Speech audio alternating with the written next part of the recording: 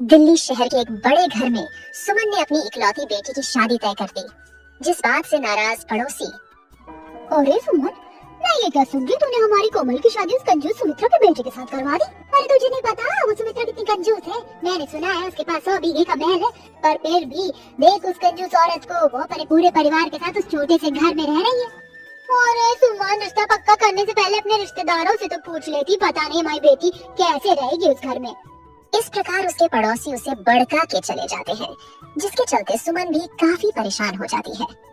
और 1-2 दिन बीत जाते हैं और एक दिन। माँ, तुम अभी बुआ और आंटी की बातों को सोचकर परेशान हो रही हो। शादी का दिन नजदीक आ चुका है, आज से हमें शॉपिंग शुरू करनी थी।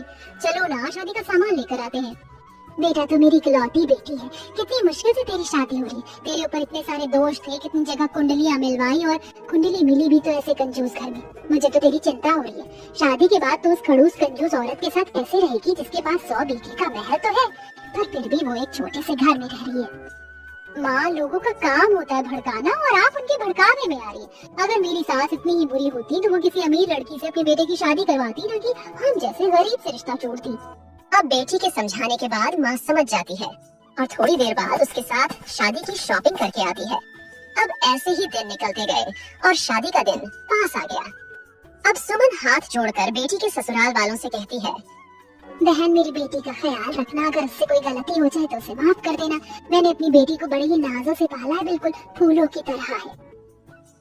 बहन, यही तुमने गलती कर दी। अभी के जमाने में भला बेटियों को नाजों से कौन पालता है। अपनी बेटी को सिखाना चाहिए था ना, ईंट का जवाब पत्थर से कैसे दिया जाता है।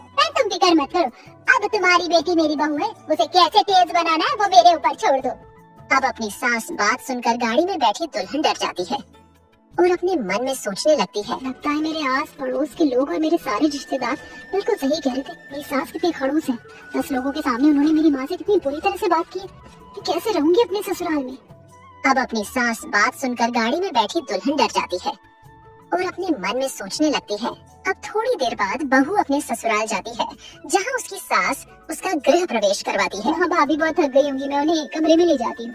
रेशमा बेटा, भाभी की फिक्र करना छोड़ दे। तेरी भाभी कोई छोटी बच्ची नहीं है, और बहू आराम करने के लिए पूरी रात है। उससे पहले कुछ रस्में हैं, उन्हें तुम्हें करना होगा। रेशमा, अब जल्दी से रसोई में जाकर दूध वाली थाल ले आओ।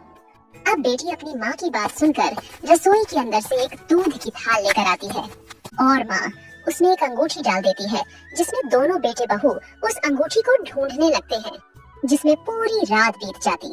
अब ननद भाभी को कमरे में लेकर जाती है।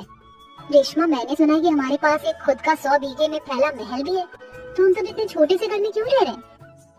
वो तो मैं भी नहीं जानती भाभी, और मुझे बहुत बुरा भी लगता है जब लोग मेरी माँ को कंजूस कहते हैं। मैं जानती हूँ माँ कंजूस नहीं है, हाँ वो थोड़ी खड़ूस जरूर है, पर वो बहुत अच्छी है। आप माँ की बातों को दिल पर मत लेना, वो ऐसी है। वैसे आप 100 बीघे में फैले महल की बात मुझसे क्यों करी है? किसी ने कुछ कहा है क्या?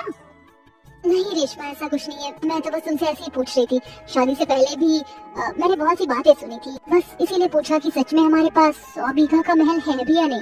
भाभी, अगर आपको झूठ लगता है तो बता दूं, सच में हमारे पास 100 बीघा का महल है, पर पता नहीं क्यों माँ वहाँ ना खुद कभी नहीं जाती है और ना ही हमें लेकर जाती है। आज तक माँ ने हमें नहीं बताया इसके पीछे का राज। अच्छा, मैं चाहती हूँ अब आप भी आराम कर लो, कल आपकी मुँह दिखाई है। ननद ऐसा बोलकर वहाँ से चली जाती है। उसके थोड़ी देर बाद उसका पति कमरे आता है और सो जाता है। अब वो उससे तब तो कुछ नहीं कहती है। अगले दिन सवेरे, कोमल, जल्दी से तैयार हो जाओ, आज तुम्हारी मुंह दिखाई है। घर में मेहमान भी आना शुरू हो गए हैं। मैं तो बाहर जा रहा हूँ, अगर तुम्हें कुछ भी बात करनी हो या मदद चाहिए हो तो रेशमा को आवाज दे देना। अच्छा, आप मुझे जाने से पहले क्या ये बता सकते हैं कि हमारा 100 बीघा का महल यहाँ से कितनी दूर है? क्या आपने कभी देखा है हमारा 100 बीघे का महल कैसा है? मेरी बड़ी इच्छा है एक बार वहाँ जाने की। कोमल, थोड़ा आराम से बोलो, अगर माँ ने सुन लिया ना तो तुम्हारी खैर नहीं। माँ पता नहीं क्यों नाराज हो जाती है जब भी उनसे 100 बीघा महल की बात करो तो। और सच में हमें नहीं पता कि हमारा 100 बीघा का महल कहाँ है, बस हमने अपने रिश्तेदारों और मोहल्ले वालों के मुंह से सुना है। इच्छा तो मेरी भी बहुत करती है कि एक बार अपने 100 बीघा महल में जाने की। अच्छा, मैं चलता हूँ, तुम भी तैयार हो जाओ। उसका पति ऐसा बोलकर चला जाता है। पति की बात सुनकर कोमल घबरा जाती है।